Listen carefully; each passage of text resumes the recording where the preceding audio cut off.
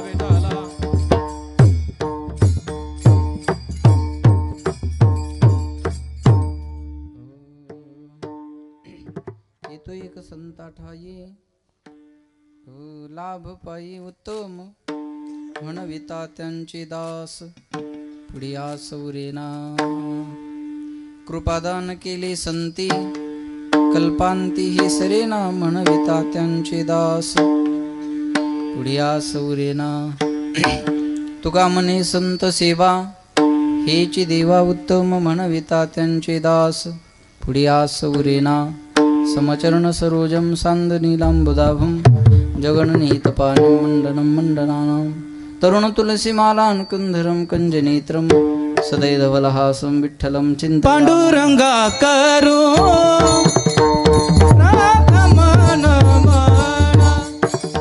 पांडुरंगा करू प्रथम नमन पांडुरंगा करू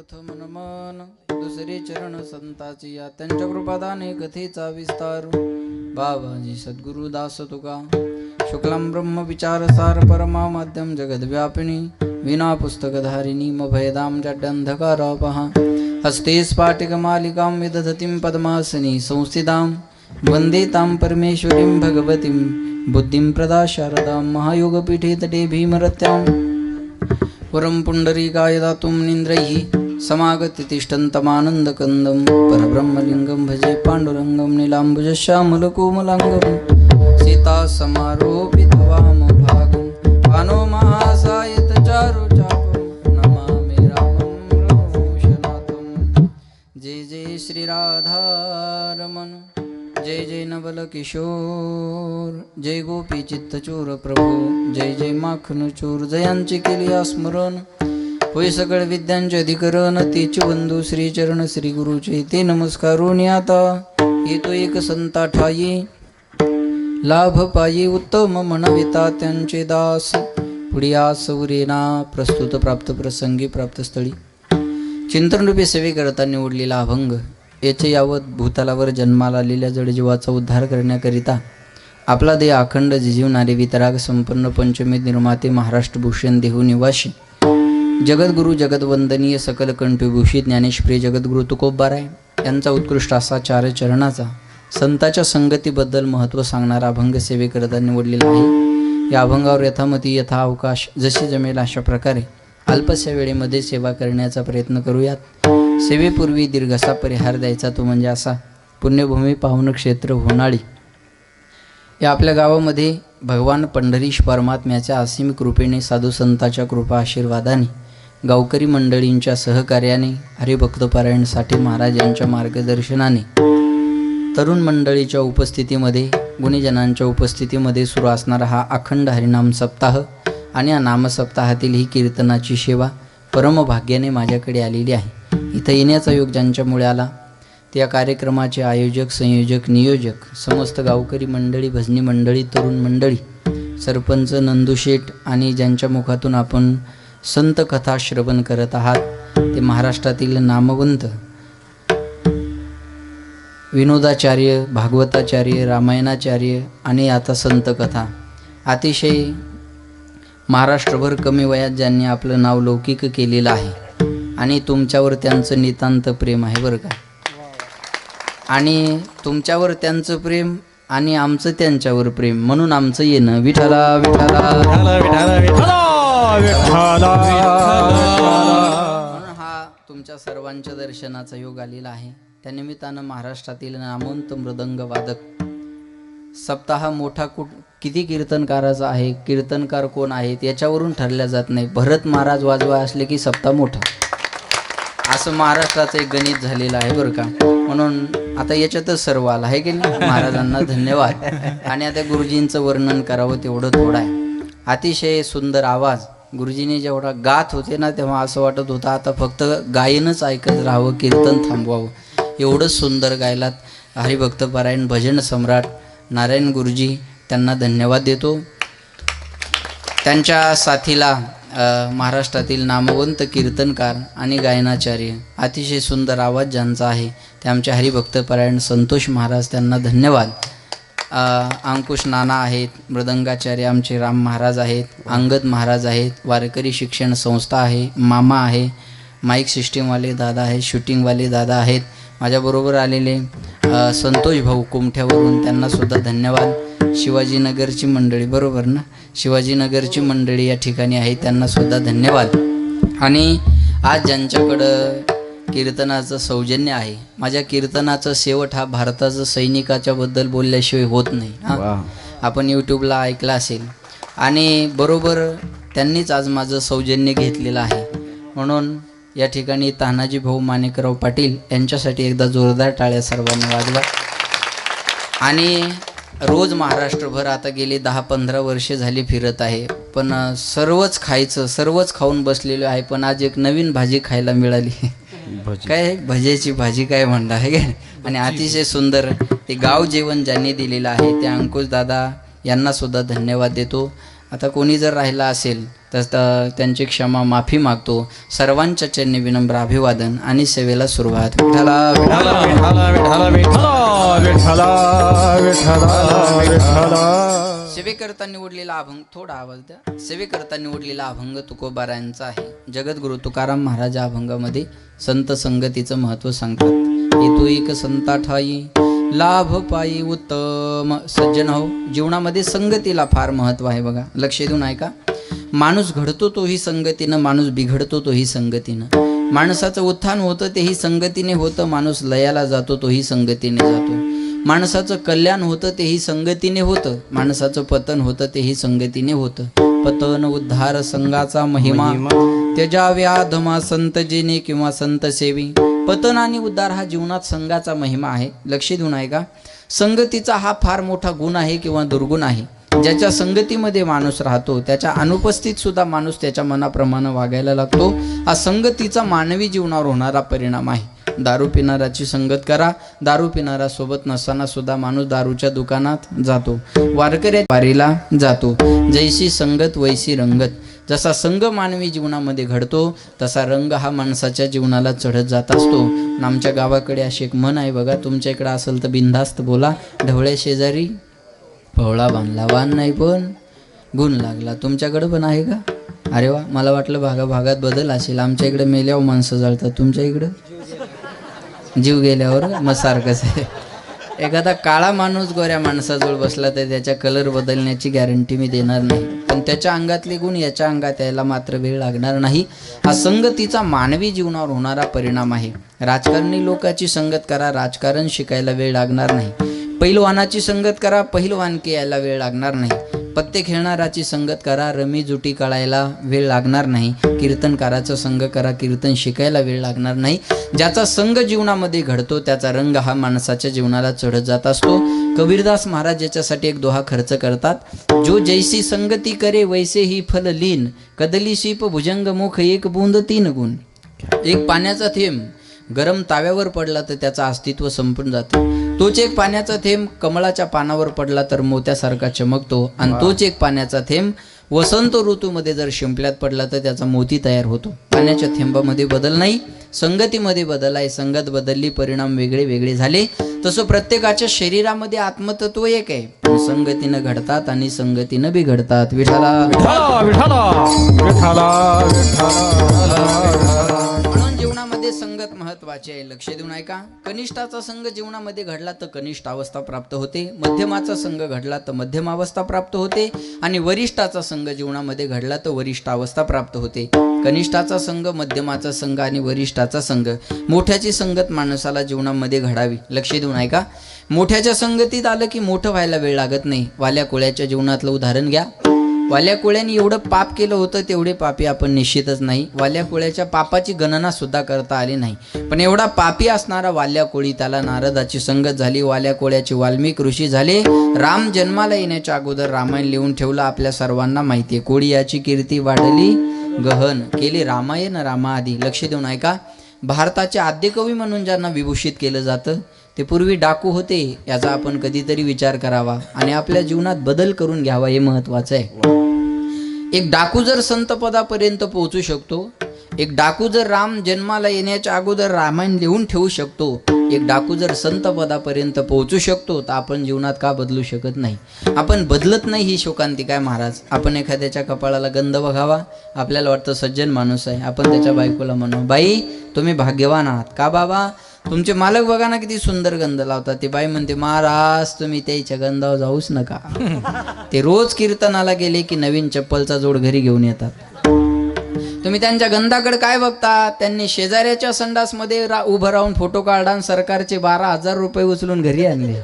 तुम्ही त्यांच्या गंधाकडे काय बघता? एकटा भारताचा पंतप्रधान भारत बदलू शकत नाही आणि एकटा सरपंच गाव बदलू शकत नाही. विठ्ठला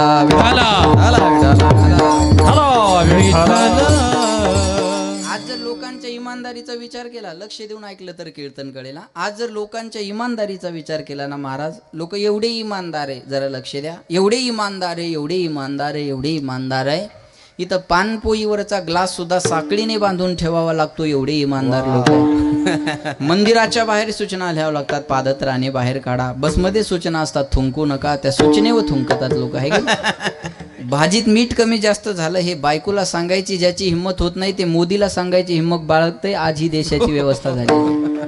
माझं बोलणं जाणकार लोकांना कळेल, बाकीच्या आराम करायला सुरुवात करा बरं का. जे जेवल्यानंतर घरी पॅन्टीला हात पुसतात तेच हॉटेलमध्ये गेल्यावर टिश्यू पेपर मागतात. विठाला लक्षात घ्या, आपण कधीतरी स्वतःचं निरीक्षण परीक्षण करणं गरजेचं आहे. मी सांगेल बघा तुम्हाला, आज मानसिकता कशी आहे बघा. लोक 20 ते 25 हजाराचा LED LCD TV आपल्या घरी आणतात. थोडा माना हलवा, फ्रेश राहा. 20 हजाराचा 25 हजाराचा LED LCD TV लोक आपल्या स्वतःच्या पैशानं घरी आणून लावतात. 50 हजारापासून 1 लाखापर्यंत टू व्हीलर आपण आपल्या स्वतःच्या पैशानं घेतो. पण संडास बांधायला 12,000 सरकारनं द्यावे एवढी घाणेरडी अपेक्षा आपली आहे.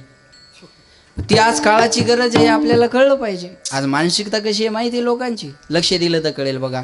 वर्षावर जर पोराचं लग्न असलं तर लोक कूलर बी घेत नाहीत, सोफा सेट बी घेत नाहीत, TV बी घेत नाहीत. ही मानसिकता आज आपली आहे. विठाला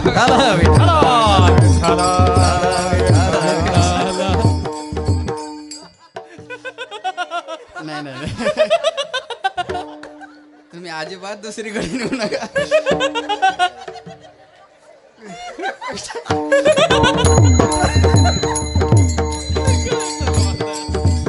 आज ही मानसिकता आपली झालेली आहे. लक्षात घ्या, मला काय सांगायचं, आता हे सगळं पेट्रोलच आहे, त्याच्यामुळं नुसती थिणगीची गरज आहे आज.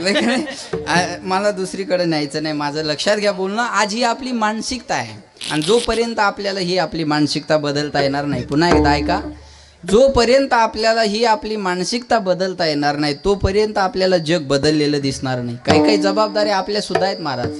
सरकारनं सर्वच कामं करावे या अपेक्षेने जगू नका, आणि अपेक्षेने राहूही नका. आज सांगली साताऱ्याला पुण्यामध्ये पूर आला, मला बोलायचंय काही लक्षात ठेवा. पुण्यामध्ये पूर आला, बरेचसे घरं वाहून गेले, संसार उद्ध्वस्त झाले. अरे तुम्ही नदीतच जाऊन घरं बांधत असाल आणि सरकारला दोष देत असाल तर हे चुकीचं आहे ना. आपण कधीतरी आपला विचार करणं गरजेचं आहे. बुरा जो देख न मैं चला तो बुरा न मिलिया कोई, जब घट भीतर देखियो तो मुझसे बुरा न कोई. जगामध्ये पहिला गेलो वाईट कोण आहे, तेव्हा स्वतःकडे पाहायची वेळ आली आणि मग कळलं अरे माझ्या एवढं वाईट कोणीच नाही. मी तुम्हाला उलटं सांगेल बघा, कोण्या महाराजाच्या पाया पडू नका, कोण्या बाईच्या, कोण्या बुवाच्या, कोण्या देवाच्या पाया पडू नका. राग येईल माझा, थोडा वेळ तुम्हाला येऊ द्या. कुणाच्याच पाया पडू नका. रोज सकाळी उठल्यानंतर स्वतःच्या पाया पडा, पण पाया पडायच्या अगोदर तपासा मी पाया पडायच्या लायकीचा आहे का. जीवन सुधारायला वेळ लागणार नाही महाराज. कधीतरी आपण आपलं परीक्षण करणं गरजेचं आहे. लक्षात घ्या, मला काय सांगायचं. वाल्या कोळ्याचे वाल्मिक ऋषी झाले आणि राम जन्माला येण्याच्या अगोदर रामायण लिहून ठेवलं. हे मोठ्याच्या संगतीत आल्याचे परिणाम आहेत. आता कनिष्ठाचा संघ बघा, अनमोल किमतीचा हिरा आहे. कुणाच्या घरी हिरा असेल आणि तो जर कन्फ्यूज असेल का भाऊ हिरा खरा आहे का खोटा आहे, तर खरा हिरा खोटा हिरा ओळखायचा कसा, महाराजांनी त्याची एक प्रक्रिया सांगितलेली आहे. हिरा आयरनीवर ठेवायचा. आयरन माहिती आहे सर्वांना, कुंभाराच्या घरी असते ती. जागा आहेत ना तुम्ही, हां मग लक्ष ठेवून आहे का. आयरन ही कुणाच्या घरी असते, लोहाराच्या. हां, आत्तापर्यंतच्या लोकांना आयरन पाहायला मिळते आणि कळते. इथून पुढच्या पिढीला आयरन पाहायलाही मिळणार नाही आणि कळणार सुद्धा नाही. का, संसरती इति संसार, हा जो बदलत राहतो त्याचं नाव संसार आहे. बदलणं हा संसाराचा धर्म आहे. लक्षात घ्या, मला काय सांगायचं. पूर्वी ज्या गोष्टी होत्या त्या आता दिसत नाही आणि आता ज्या गोष्टी आहेत त्या येणाऱ्या 5 वर्षात राहणार नाही. बाळाहो तुम्ही आयरन पाहिली का रे, नाही, त्यांचा दोष नाही, कॅम्प्युटरचं युग आहे महाराज. बदलणं हा संसाराचा धर्म आहे. मग त्यांनी आयरन पाहिली नाही म्हणजे त्यांना कळत नाही असं आपण म्हणणं चुकीचं आहे. कारण त्यांना मोबाईल हाताळता येतो पण आज 50 वर्षाच्या माणसाला हाताळता येत नाही. हेही आपण कौतुक केलं पाहिजे ना. ज्या वस्तू त्यांच्या काळात आहे त्यांचं त्यांना जर येत नसेल तर मग आपण त्यांना नाव ठेवा ना. विठाला विठाला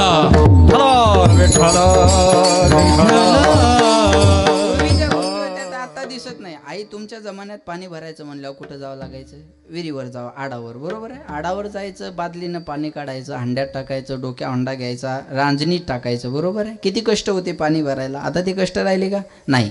आता गावाला डायरेक्ट सुविधा आली. सरपंच पाईपलाईन आहे, काही टाकी आहे, पाईपलाईनचा सप्लाय, दारात नळ. आता फक्त नळाला हंडा लावायचा आणि घरात पाणी न्यायचं. कष्ट राहिले, माना हलवा ना थोडे. कष्ट राहिले नाही. आता त्याच्याही पुढची सुविधा आली, नळाला पण हांडा लावायची गरज राहिली नाही, नळाला नळी लावायची, नळी हांड्यात नेऊन टाकायची. काही दिवसांनी नवऱ्यानं पाणी मागितलं तर बाया नळी त्याच्या तोंडात घालतील. कमी करायचं ना, जमाना बदलत चाललेला आहे बरं का. असं मध्ये मध्ये मी फवारा करत राहतो, रोग पडू देत नाही. विठाला विठाला. हॅलो विठ्ठला. आयरणी लोहाराच्या घरी असते, हिरा आयरणीवर ठेवायचा आणि त्या हिऱ्याला वरून घणाने मारायचं. खरा जर हिरा असेल, एक तर आयरणीत तरी घुसेल किंवा घनात तरी घुसेल, पण फुटणार नाही. ही खऱ्या हिऱ्याची ओळख आहे.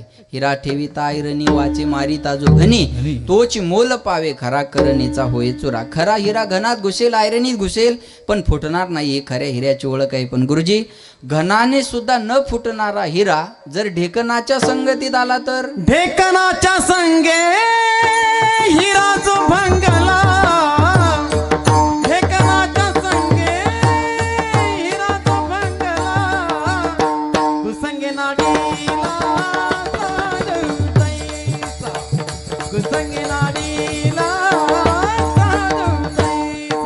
ढेकणाच्या संगे हिरा जो भंगला, ढेकणाच्या संगे हिरा जो भंगला, नाडीला साधू साधू देसा, कुसंगे नाडीला साधू. ढेकणाच्या संगे हिरा जो भंगला, कुसंगे नाडला साधू तैसा, कुसंगे नाडला साधू तैसा. ढेकणाच्या संगे हिरा जो भंगला, कुसंगे नाडीला साधू तैसा, कुसंगे नाडीला साधू तैसा. घनाने सुद्धा न फुटणारा हिरा, जरा लक्ष द्या. घनाने सुद्धा न फुटणारा हिरा जर ढेकणाच्या संगतीत आला तर भंगून जायला वेळ लागत नाही. ढेकणाच्या संगे हिरा जो भंगला किंवा दुभंगला, कुसंगे नाडला साधू जैसा किंवा तैसा. ढेकणाच्या संगतीत आल्यानंतर हिरा भंगून जातो. या गोष्टीला जास्त महत्व देऊ नका, महत्व अर्ध्या चरणाला द्या. कुसंगे नाडला साधू जैसा किंवा तैसा. सामान्य जीव कुसंगाने बिघडेल याच्यात नवल नाही. लक्ष देऊन ऐका, तुम्ही आम्ही कुसंगाने बिघडू याच्यात अजिबात नवल नाही. साधू सुद्धा बिघडू शकतो. त्याला पंचतंत्रामध्ये उदाहरण आलेलं आहे. असंग संग दोषेन साधो यंत विक्रियाम, दुर्योधन प्रसंगेन भीष्म गोहरणी गतः. लक्षात घ्या, भीष्माचार्यासारखे भगवत भक्त, भीष्माचार्यासारखे इच्छा मनणी, भीष्माचार्यासारखे धनुर्धारी, त्यांना सुद्धा विराटाच्या घरी गायी चोरायला जाण्याची इच्छा होते का? केवळ दुर्योधनाच्या संगतीत आल्यामुळे आणि दुर्योधनाच्या घरचं अन्न खाल्ल्यामुळे. पुन्हा एकदा ऐका, दुर्योधनाच्या संगतीत आल्यामुळे आणि दुर्योधनाच्या घरचं अन्न खाल्ल्यामुळे भीष्म पितामहासारखे बिघडले. मग आपल्याला बिघडायला वेळ लागणार आहे का? म्हणून संगतीत चांगल्या माणसाच्या राहावं आणि अन्न पवित्र खावं. पवित्र अन्न खावं, धाब्याशिवाय जेवलं नाही पाहिजे. बरोबर ना? नाही, धाब्यावरचं अन्न चविष्ट असेल पण पवित्र मात्र नक्की नाही. इथलं प्रसादाचं अन्न चविष्ट नसेल पण पवित्र मात्र नक्की आहे. ऐका, कोणत्या धाब्यावर मला असे एखादं बोर्ड दाखवून द्या, येथे पवित्र अन्न मिळेल, अजिबात मिळणार नाही. येथे चविष्ट अन्न मिळेल, हाच बोर्ड मिळेल. हा, प्रसादाचं अन्न कदाचित चविष्ट नसेल पण पवित्र असतं. म्हणून जैसा खावे अन्न वैसा होवे मन, जैसा पिवे पाणी वैसे बोले वाणी. वाणी म्हणजे जातीचे नाही. हा, जैसा खावे अन्न वैसा होवे मन, जैसा पिवे पाणी वैसे बोले वाणी. माझ्याकडे लक्ष दिलं तर कळेल. अन्नात बदल झाला तर मनात बदल होतो, अन्नात बदल झाला तर मनात बदल होतो. पाण्यात थोडा जरी बदल झाला तर हा हा कळलं तुम्हाला? पाण्यात बदल झाला का वाणीत बदल होतो. म्हणून सज्जना सांगाती करावा उपवास, दुर्जनाचा गोड घास खाऊ नये. पण आज तुम्हाला जेवायला जरी वेळ झाला असेल तर सज्जनाच्या संगतीमुळे झाला असं समजा. विठाला दुर्जनाचा गोड घास खाऊ नये. लक्षात ठेवा, अन्न पवित्र खाल्लं तर मन पवित्र होईल, मन पवित्र झालं विचार पवित्र होतील, विचार पवित्र झाला तर आचार पवित्र घडेल, आणि आचार पवित्र झाला का जीवन पवित्र व्हायला वेळ लागणार नाही. या उलट लक्ष द्या, अन्न दूषित खाल मन दूषित होईल, मन दूषित झालं विचार दूषित होतील, विचार दूषित झाला आचार दूषित घडेल, आणि आचार दूषित झाला का जीवन उद्ध्वस्त व्हायला वेळ लागत नाही. म्हणून मला काय सांगायचं बघा, दुर्योधनाच्या संगतीत आल्यामुळे आणि दुर्योधनाच्या घरचं अन्न खाल्ल्यामुळे भीष्म पितामहासारखे बिघडले. मग आपल्याला बिघडायला वेळ लागणार नाही, म्हणून पवित्र अन्न सेवन केलं पाहिजे. म्हणून महाराज लोकांचा आग्रह असतो, बाबा माळा घाला. माळा घाला म्हणजे काय आहे? शुद्ध आहार, शाकाहार असा त्याचा अर्थ आहे. विठाला कनिष्ठाचा संघ कनिष्ठ अवस्था, मध्यमाची संगत मध्यम अवस्था. म्हणून जीवनामध्ये संगत महत्वाची आहे. लक्ष देऊन ऐका, संगत महत्वाची आहे. महाराज आम्हाला कळालं. मग कुणाच्या संगतीत आल्यानंतर आमचं कल्याण आहे, कुणाच्या संगतीत गेल्यानंतर मानवी जीवनाचं कल्याण आहे, कुणाच्या संगतीत गेल्यानंतर सुख मिळणार आहे. आणि आपण कुणाच्या संगतीत जातो. सोपं आहे. कोणतं औषध घेतल्यावर रोग बरा होणार आणि आपण कोणतं घेतो, लक्ष दिलं तर कळेल. बघा, जीवनामध्ये जन्माला आल्याच्या नंतर आपण 4 गोष्टीचा संग करता येणं आपल्याला शक्य आहे. त्या 4 गोष्टी कोणत्या आहेत बघा. प्रथमतः एक जीव हा जड वस्तूच्या संगतीत जाऊ शकतो. दुसरा मुद्दा, एक जीव हा जीवाच्या संगतीत जाऊ शकतो. तिसरा मुद्दा, एक जीव हा देवाच्या संगतीत जाऊ शकतो. आणि चौथा मुद्दा, एक जीव हा संताच्या संगतीत जाऊ शकतो. पुन्हा एकदा ऐका, जीव जडाची संगत 1, बोलत चला. जीव जीवाची संगत, बोला बोला बोला बोला ना, 2.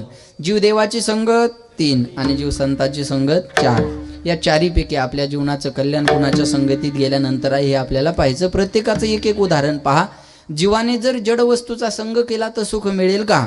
आता जड म्हणजे काय कळणं पहिलं महत्वाचं आहे. जड म्हणजे अचेतन, ज्याच्यामध्ये चैतना नाही ते झालं जड. वेदांत शास्त्राने संसाराला जड मानलेला आहे. आपण ज्या संसाराची संगत करतो, लक्ष द्या, आपण ज्या संसाराची संगत करतो ना दादा, त्या संसाराला वेदांत शास्त्राने जड ही पदवी दिलेली आहे, जडरूप मानलेलं आहे. मग जडरूप अशा संसाराचा संग केला आणि सुख मिळालं असं मानणारा एकही महात्मा आतापर्यंत त्या जगाच्या पाठीवर झाला नाही. दुःख बांधवडी आहे हा संसार, सुखाचा विचार नाही कोठे. विचार सुद्धा संसारात सुखाचे येत नाही, सुख तर लांबच राहिलं. ऐकताय ना सर्व? माना हलवा बरं एकदा. हां, जागेपणीत हा संसार कुणाला सुख देत नाही, पण स्वप्नात सुद्धा या संसारातून कोणी सुखाची अपेक्षा करायची नाही. थोडा आवाज द्या. स्वप्नात सुद्धा दुःख देणारा संसार कसा आहे बघा. उदाहरण सांगतो म्हणजे कळेल. स्वप्नात कसं दुःख मिळतं बघा. हां, एक मुलगा मुंबईला राहिला होता. लग्न ठरलं म्हणून गावाकडे आला. आजची ज्यांची पंगत होती ती मुंबईलाच उद्योगपती आहेत असं मला कळालं. बरोबर आहे.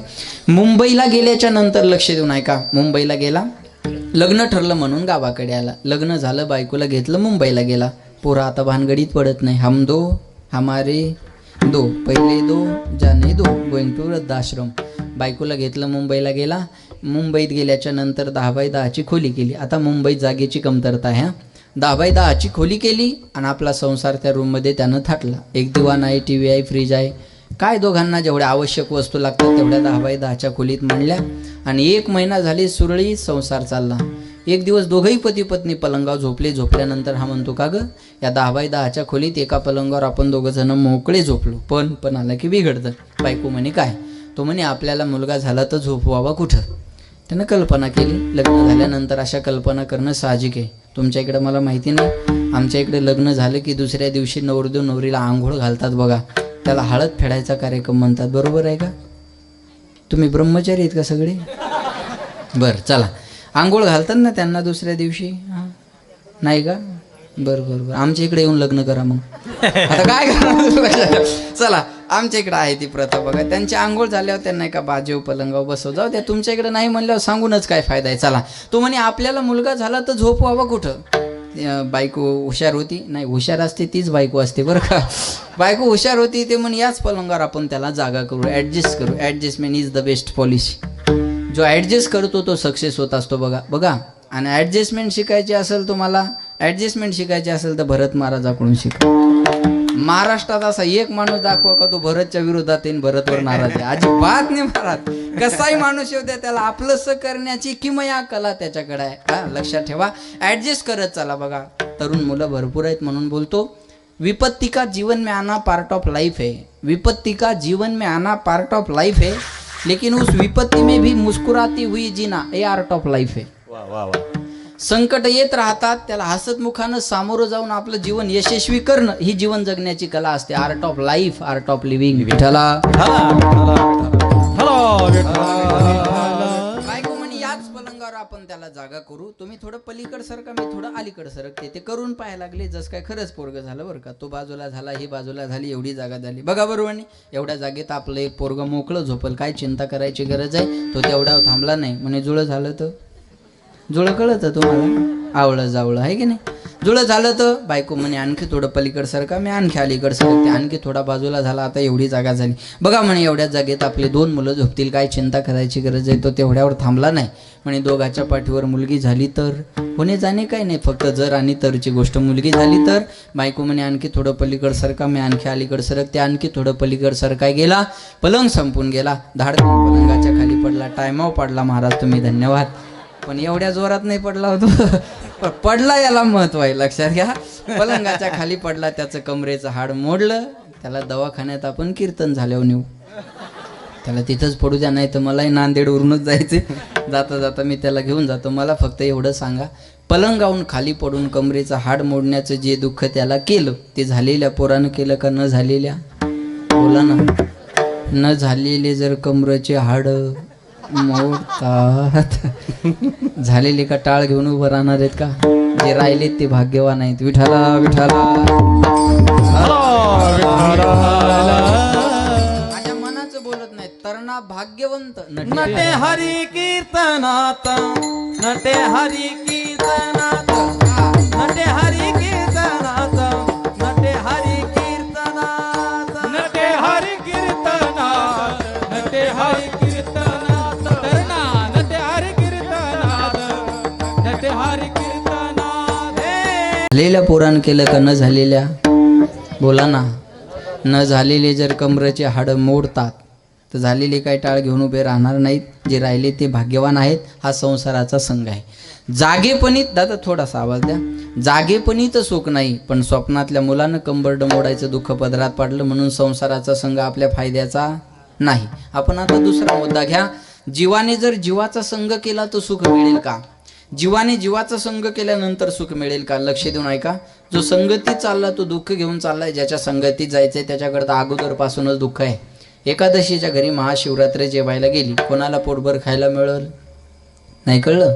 उघड्यापाशी रातभर, हे तर कळलं ना आपल्याला. हां, पांघरायला कोणाला भेटणार? दोघं थंडीनं मरणार. लक्ष देऊन ऐका. 2 दुःखी जीव एकत्र आले तर सुखाची चर्चा होणार नाही. जो देखे सो दुखिया बाबा, सुखिया कोई नहीं. राजा दुखिया, प्रजा दुखिया, दुखिया धन बैरागी. कोई तन दुखी, कोई मन दुखी, कोई धन बिन रहत उदास. थोडे थोडे सब दुखी, सुखी राम के दास. प्रत्येकाच्या जीवनात दुःख आहे, फक्त प्रत्येकाचं दुःख हे वेगळं वेगळं आहे. इथल्या इथं सांगतो, आवाज कमी येईल म्हणून महाराज दुखी, आवाज वाढवाव तर शिट्टी मारतं म्हणून माईकवाले दुखी. इथल्या इथं घ्या ना, बरोबर आहे का नाही? दुःख नाही असा माणूस जगात सापडणार नाही. जगात म्हणतोय मी, भारतात नाही. 850 करोडचं जग आहे महाराज. 125 करोडच्या पुढे भारताची लोकसंख्या आहे. एवढ्यापैकी कुणाला जरी जाऊन तुम्ही विचारलं सुखी आहे का, तो नाही सांगेल. इथं सकाळी जरा लक्ष दिलं तर कळेल. इथं सकाळी उठल्यानंतर 2 माणसं रस्त्याने पळताना दिसतात. एक पोट कमी करण्यासाठी पळतात, तर एक पोट भरण्यासाठी पळतात. वा, कळलं माझं बोलणं तुम्हाला? एक पोट भरण्यासाठी तर एक पोट कमी करण्यासाठी. दुःख नाही असा माणूस आपल्याला सापडणार नाही. कोणी सायकलवर प्रवास करतं, कोणी सायकलवर प्रवास करतं, तर कोणी व्यायामासाठी घरातच सायकल आणतं. कोई रोशनी को तरसे, कोई लुटता नजारे. कर्मों की हे माया, कर्मों के खेळ सारे. हा ज्याच्या त्याच्या कर्माचा खेळ आहे. दुःख नाही असा आपल्याला माणूस सापडणार नाही. प्रत्येकाच्या जीवनात दुःख आहे. नच इंद्रस्य सुखम किंचित, न सुखम चक्रवर्ती, न सुख मस्ती. विरक्तस्य मुनिरे कांत जीवना. ऐका, चक्रवर्ती राजाला जाऊन जरी तुम्ही विचारलं सुखी आहे का, तो नाही सांगेल. इंद्राला जरी जाऊन विचारलं सुखी आहे का, तर नाही सांगेल. आणि सध्या देवेंद्राला जाऊन जरी विचारलं सुखी आहे का, युती होस्तोर नाही सांगेल. विठाला विठाला. हॅलो विठाला. मला काय सांगायचं, प्रत्येकाच्या जीवनात दुःख आहे. दुःख नाही असा माणूस आपल्याला सापडणार नाही. मग 2 दुःखी जीव एकत्र आले तर सुखाची चर्चा होणार नाही. उदाहरण घ्या. तिखट अधिक तिखट इजिकल टू गोड. तिखट अधिक तिखट बरोबर गोड. बोला ना, बोला बोला बोला. तिखट अधिक तिखट बरोबर तिखट, डबल तिखट आहे की नाही? गोड अधिक गोड बरोबर तिखट, डबल गोड, डबल डबल. हां, मूर्ख अधिक मूर्ख बरोबर शहाणा, डबल ग्रॅज्युएशन. किती जरी मूर्ख एकत्र आले तर एक शहाणा माणूस होऊ शकत नाही. मूर्खपणाचं मी कळस सांगेल तुम्हाला. एक मूर्ख माणूस दाढी करायला गेला. लक्ष दिलं तर विनोद कळेल ना. एक मूर्ख माणूस दाढी करायला गेला आणि त्याची दाढी सुरू झाली. त्याची दाढी सुरू झाल्यावर तो न्हाव्याला म्हणे, का हो तुम्ही किती वर्ष झाले दाढ्या करता? तो न्हावी म्हणे, बाबा मी 15 वर्ष झाले दाढ्या करतो. हा मूर्ख म्हणे, मग 15 वर्षात कधी तुम्हाला गाढवाची दाढी करण्याचा प्रसंग आला का? न्हावी म्हणे, पहिलाच टाईम. याला रेंज आली काय आउट ऑफ कव्हरेज आहे ज्याला कळलं नसेल त्यांनी शेजाऱ्या कोण कळून घ्या तरी नाही कळलं तर परसाद घेतल्याशिवाय जाऊ नका आता विठाला हॅलो विठाला असे किती मूर्ख एकत्र आले म्हणजे एक शहाणा होईल होणारच नाही. तसं किती जरी दुःखी जीव एकत्र आले तर सुखाची चर्चा होणार नाही. जीवामध्ये चैतन्य आहे पण जीव परिपूर्ण नाही म्हणून जीवाचा संघ सुद्धा आपल्या फायद्याचा नाही. आपण आता देवाच्या संगतीत जाऊ. ऐका, देव चैतन्य आहे, परिपूर्ण आहे, पण महाराज आपण लाख जरी देवाच्या संगतीत जाण्याचा विचार केला पण देवानं आपल्याला संघात घेतलं पाहिजे ना. ऐका माझं बोलणं जरा लक्षपूर्वक. आपण लाख म्हणा मी पांडुरंगाचा भक्त आहे, काही फायदा नाही. आपण लाख म्हणा मी पांडुरंगाचा भक्त आहे, काही फायदा नाही. पांडुरंगानं कधीतरी म्हणावं हा माझा भक्त आहे, त्याला किंमत आहे. महाराष्ट्रभर लोक साठे महाराजांच्या जवळ आहेत पण साठे महाराजांच्या जवळचे तुम्ही आहात. विठाला हॅलो विठाला लक्षात घ्या. मला काय सांगायचं, मी देवाचा आहे म्हणणं ही झाली भक्ती आणि देवाने हा माझा आहे म्हणावं ही झाली भक्तीची पराकाष्ठा. लक्षात ठेवा बरं का. आपल्या प्रेमाचा स्वीकार त्यानं केला पाहिजे ना. मी सुंदर सांगेल तुम्हाला, ऐका. एक दोन्ही डोळ्यानं आंधळा माणूस मंदिरात चालला होता बघा. लोक त्याच्याकडे पाहून हसत होते. आंधळ्या, कशासाठी मंदिरात चाललास? तुला का देव दिसणार आहे, मंदिर दिसणार आहे का मूर्ती दिसणार आहे? कशासाठी वेळ वाया घालवतो? त्या आंधळ्यानं उत्तर फार सुंदर दिलं. मी देवाला पाहण्यासाठी मंदिरात जातच नाहीये. मग जातो कशासाठी? देवानं मी आलेलं पाहावं याच्याकरता मी मंदिरात जातो. परमार्थ करायचा तो याच्यासाठी. आपल्या प्रेमाचा स्वीकार त्याने केला पाहिजे ना. पण देव असंग आहे. रंग नाही रूप नाही नाही वर्ण छाया निराकार निर्गुण तुची रघुराया. ज्याला रंग नाही रूप नाही वर्ण नाही छाया नाही तो संघ कसं काय करू देईल? म्हणजे देव संघात घेणारा नाही. म्हणून देवाचा संघ सुद्धा आपल्या फायद्याचा नाही. आपण आता संतांच्या संगतीत जाऊ. संत चैतन्य आहेत, परिपूर्ण आहेत आणि संघ करू देणारे सुद्धा आहेत. ठीक आहे महाराज, तुम्ही म्हणता म्हणून आम्ही संतांच्या संगतीत येऊ, पण आमचा फायदा काय? जगाच्या पाठीवर लोक दोनच गोष्टीचा विचार करतात, एक तर फायदा नाही तर तोटा. मूर्खातला मूर्ख व्यक्ती सुद्धा फायद्याशिवाय प्रवृत्त होत नाही. हा तुकाराम महाराज, आम्ही संतांच्या संगतीत येऊ पण आमचा फायदा काय? तुकाराम महाराजाला माहिती होतं फायद्याशिवाय लोक इकडे येणार नाहीत. तुकाराम महाराज म्हणले, बाबाओ तुम्ही संतांच्या संगतीत आले ना, तुम्हाला एक उत्तम प्रकारचा लाभ होणार आहे. या अभंगाचं पहिलं चरण. हे तो एक संता ठाई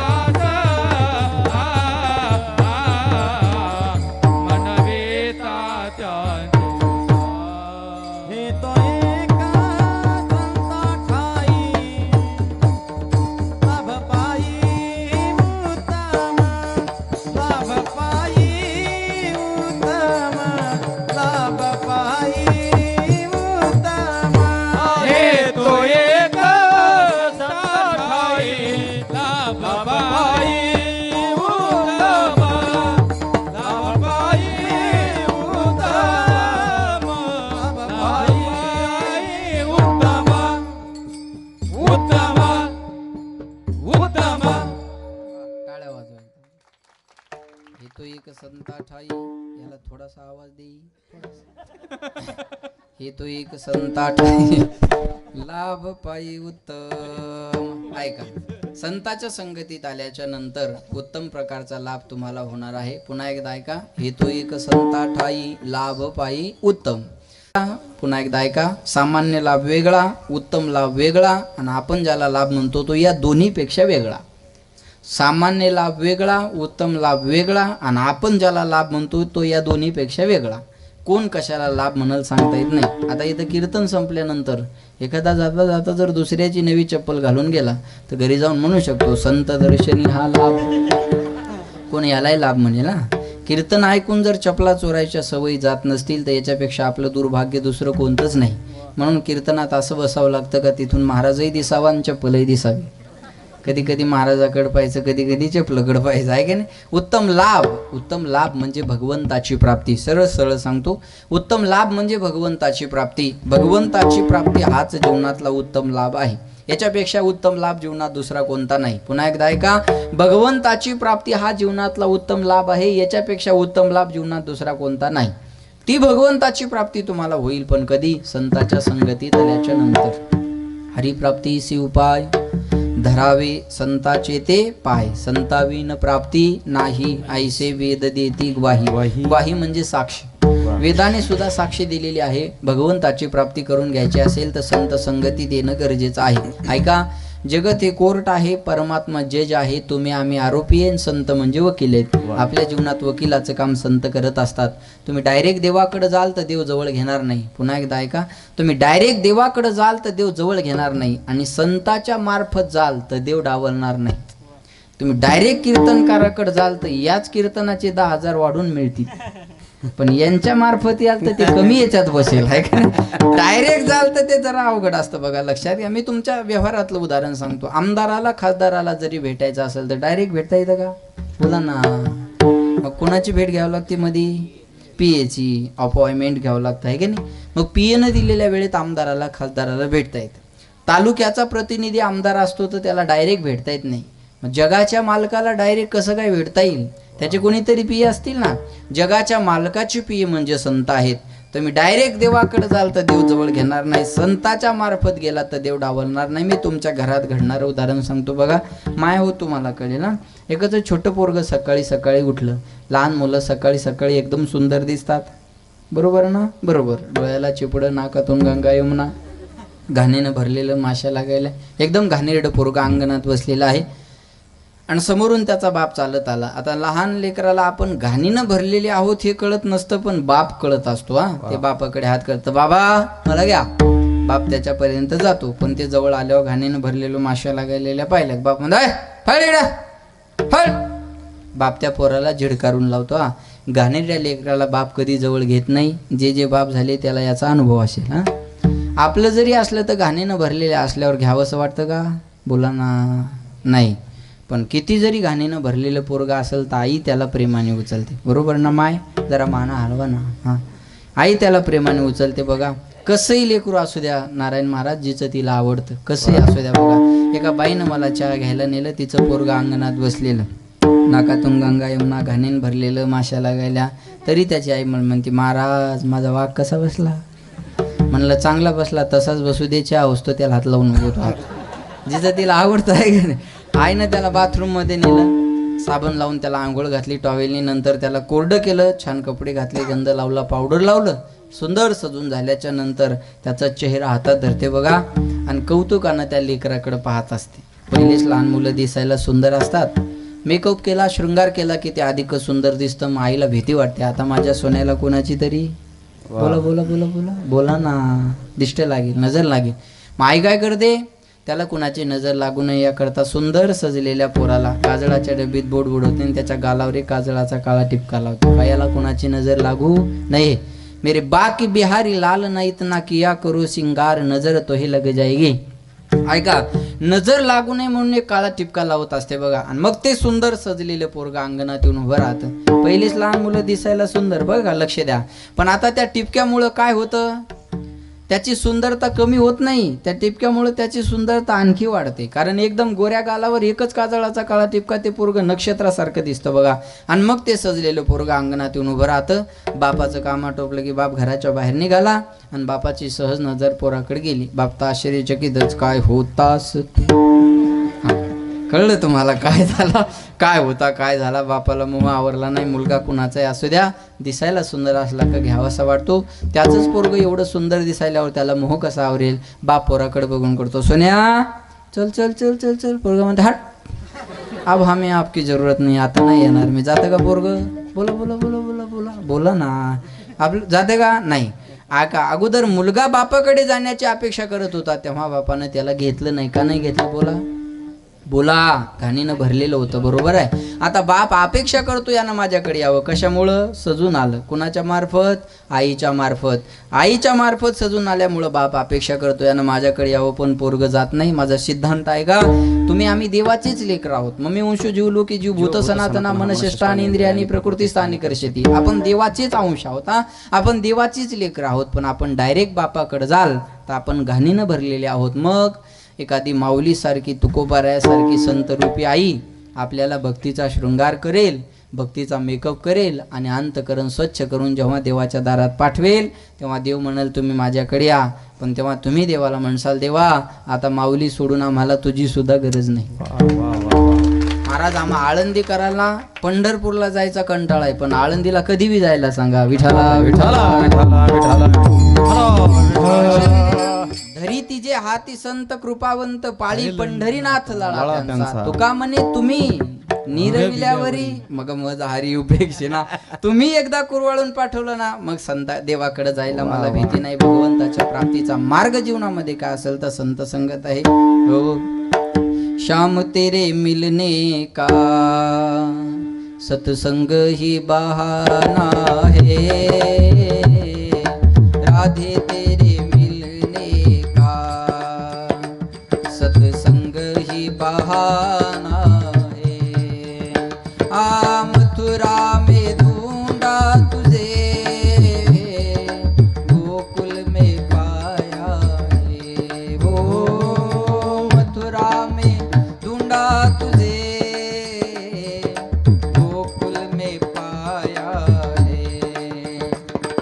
वृंदावन की गलियों में मेरे श्याम का ठिकाना है. श्याम तेरे मिलने का सत्संग ही बहाना है.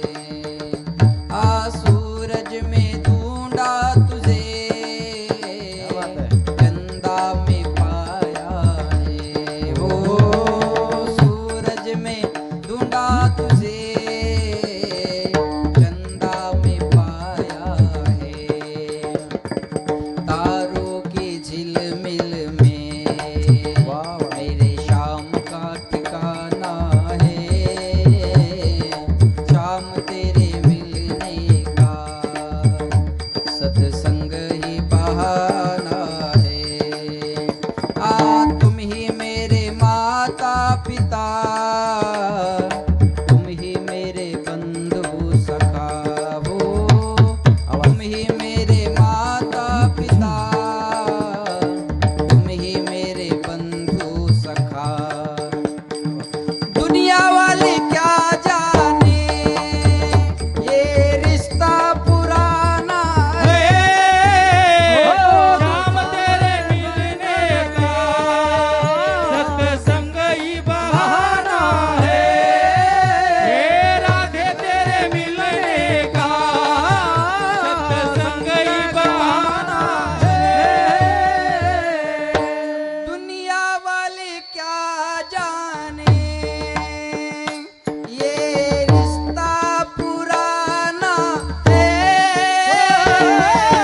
शाम तेरे मिलने का सत्संग ही बहाना है. भगवंताच्या प्राप्तीचा मार्ग. मराठी हॉटस्पॉट. हो मंडळी हो, हॉटस्पॉट इथंच आहे बर का. तर मग चला चॅनलला सबस्क्राईब करा आणि घंटी नक्की वाजवा. आपल्या सगळ्यांचा मराठी हॉटस्पॉट.